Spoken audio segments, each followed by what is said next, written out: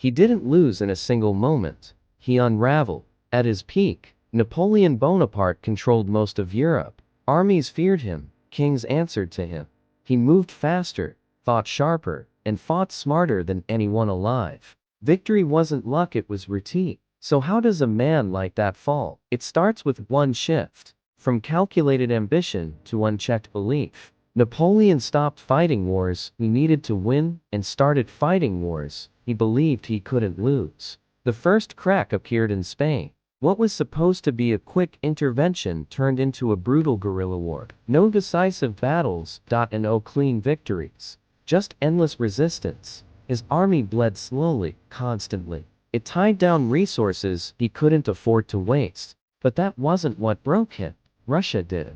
In 1812, Napoleon made the decision that would define his downfall. He invaded Russia with over 600,000 troops, the largest army Europe had ever seen. On paper, it looked unstoppable. The Russians didn't fight his way. They retreated, burned their own land, starved his army, pulled him deeper into a country that wouldn't give him a decisive battle. By the time Napoleon reached Moscow, it was empty and burning. No victory, and no surrender. No supplies. Then came winter. Cold didn't just weaken his army, it erased it. Soldiers froze, starved, deserted. Horses died. Equipment was abandoned. What started as a dominant force became a scattered, dying column trying to escape. Less than 100,000 made it back. That loss changed everything. Europe saw it. His enemies saw weakness for the first time, and they moved. Coalitions formed.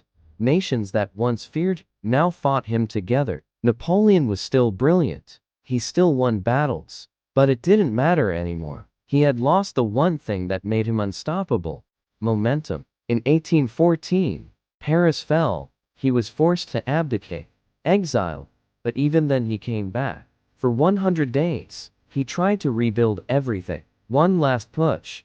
One last chance to reclaim control. It ended at Waterloo. Not because he forgot how to fight, but because the world had learned how to fight him. That's why he failed. Not just because of Russia. Not just because of his enemies. He failed because his success changed him.